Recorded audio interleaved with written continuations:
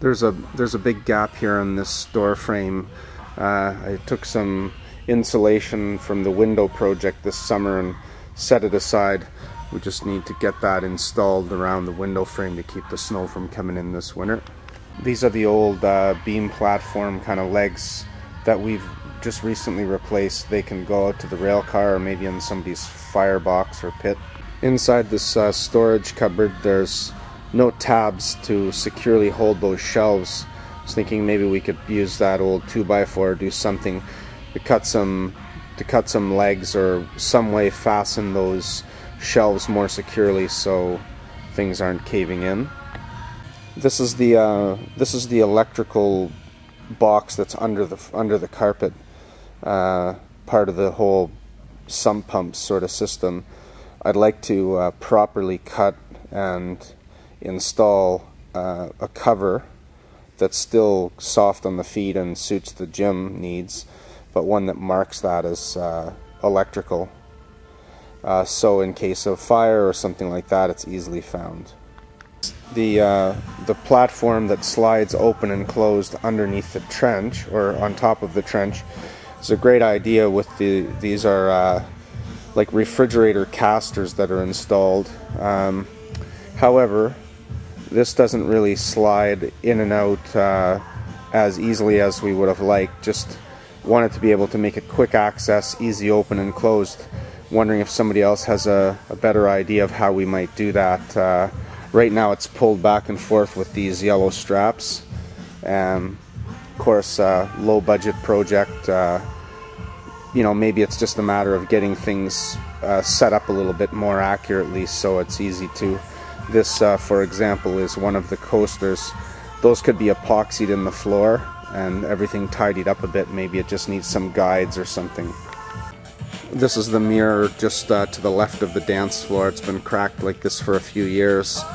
In the summertime, while the window project was going on, Brian Richardson from Sarnia Glass said that they would replace that. Haven't done it yet. I don't know how that can be addressed, but it'd be nice. That should be, in my opinion, one of the priorities.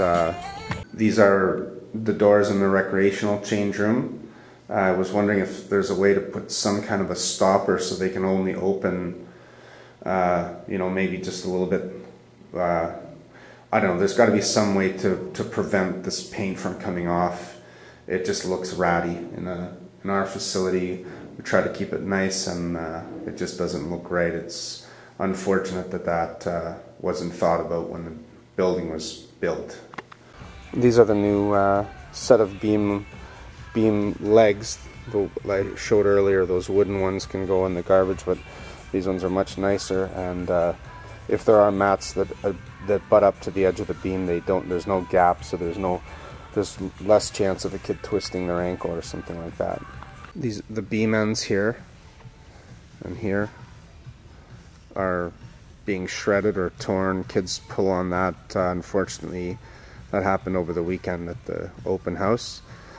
But maybe if we peel that vinyl cover off or whatever, it's just a piece of plywood in there that's stapled. We could potentially just get some black Vintex or fabric and just cover those over again.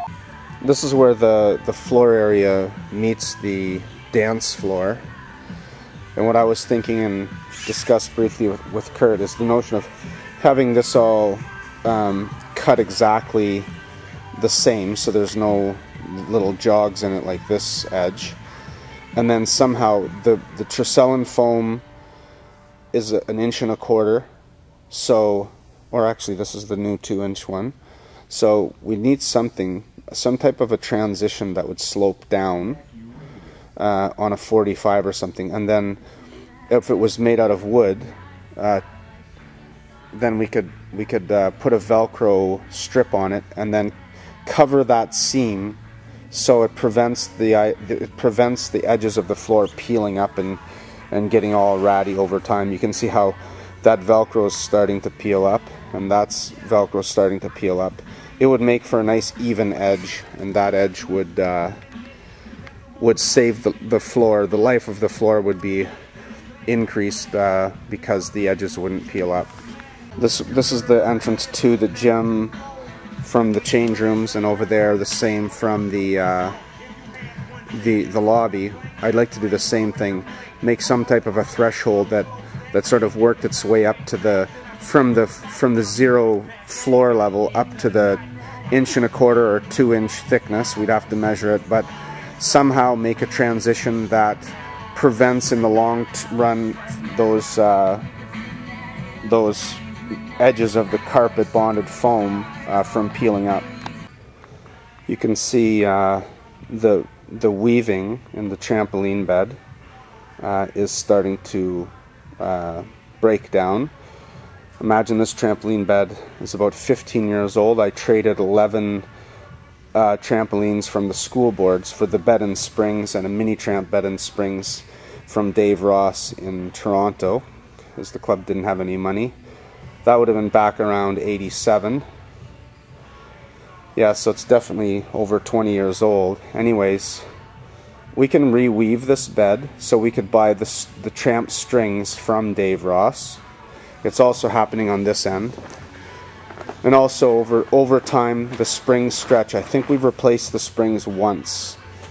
I'm not sure exactly what the price would be, but it might be worthwhile either taking the bed out and having Dave Ross repair it, or we could order the strings and repair it ourselves.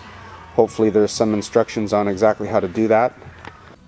These 4x8 by 4" mats, they're 4 feet by 8 feet, kind of like a sheet of plywood, but you can see the seams start to let go. Those could be repaired by a tent and awning maker or something like that. The thing is, we can't take the foam out of the inside of these mats because there's no zipper. I did buy an awl and tried to do them myself, but I'm wondering if there's someone who could take one of these to the sort of tent and awning maker and see. Might be cheaper to just replace them in the years to come as they wear out, because repairs can be quite expensive. Same with this type of mat here. This could either be repaired or replaced. We acquired several of those resi pits, and you can see that's an old cover. That was the best of 7. We had 7 donated. I think we kept 2 of the old covers because we didn't, I guess we just didn't have money to replace them all. This is what they look like new. So if we just buy the covers and slide them on over the old foam, it makes for almost a brand new mat. These are homemade. I made these a couple of years ago over Christmas, and on those, they're designed to straddle the tumble track and the rod floor tumbling strip. So you can see they've got feet on them. In the bottom of those feet, we need to inspect those and make sure the staples aren't sticking out. You can see here on the base of this one, there must be a staple or something sticking out because we're getting some damage to the frame pads in the tumble track. So the tumble track is, these can be replaced, but it'd just be nice to figure out where that staple is and hit them with the hammer or whatever and prevent them from doing further damage. These are called the beam surface expanders. The kids call them the roadways or the highways because of the dotted line. Now these get moved every day on and off the beam, and they're used for various kinder gym activities and so on. So they're very portable and moved around. But what happens is they're made of wood inside, and as it dries out and gets old, they're starting to get flimsy and cracked. And I don't know if there's a way of inspecting those or reinforcing them so they last us a few more years. All of the beat boards could be inspected the same way as those vault tables. There's pads on the bottom of every beat board, and we have to look at, are the pads wearing out to the point where there might be staples sticking through and damaging the equipment.